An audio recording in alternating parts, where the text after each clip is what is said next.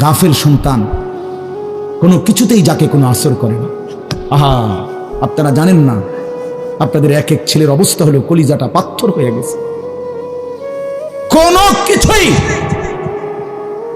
তার কলিজা নাড়ায় না। এত শক্ত জানোয়ার যে খোদার 365 দিনে কোনো দিন ফজরের নামাজ পড়ে না, একদিনও না। মানুষের বাচ্চা এত বড় জানোয়ার হয় কেন?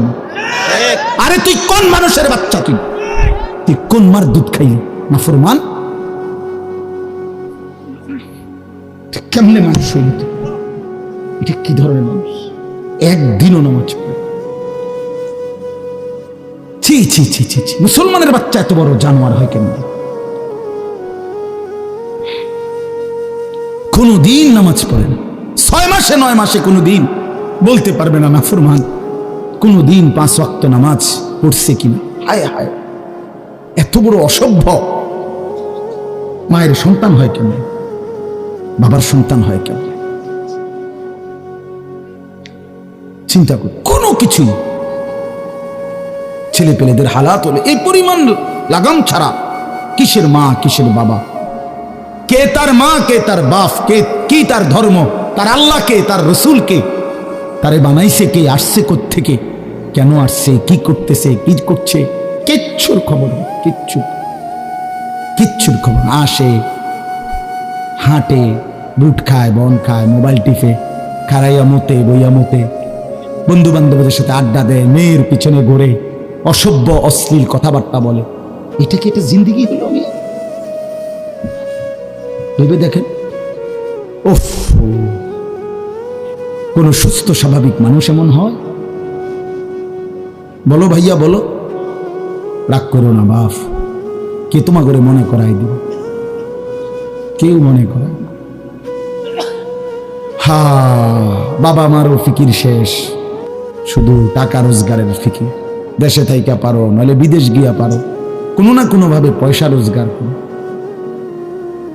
টাকা রোজগার করলে মা বাপ খুশি, টাকা রোজগার না করলে না অখুশি। খালাস। এরপরে ইমান আছে কিনা, ইসলাম আছে কিনা, নামাজ আছে কিনা, কোরআন আছে কিনা, আল্লাহ চিনি কিনা, হালাল হারাম কিনা, জায়েজ না জায়েজ না, এত কিছু আমার দরকার।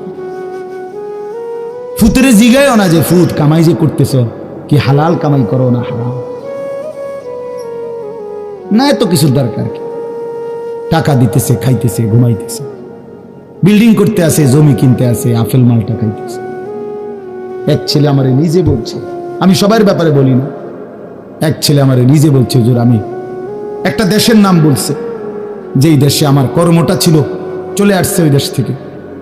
আমার বলছে, হুজুর আমার কর্মটা হলো এই, মদের বার, মদের হোটেলে নারী পুরুষ উলঙ্গ জিনা ব্যভিচার করে, আমার দায়িত্ব শুধু পাশে দাঁড়িয়ে মদের বোতল নিয়ে দাঁড়ায় থাকা, যতবার তারা চায় অতবার তাদেরকে মদ গ্লাসে ঢেলে দেওয়া, তাদের হাতে তুলে দেওয়া।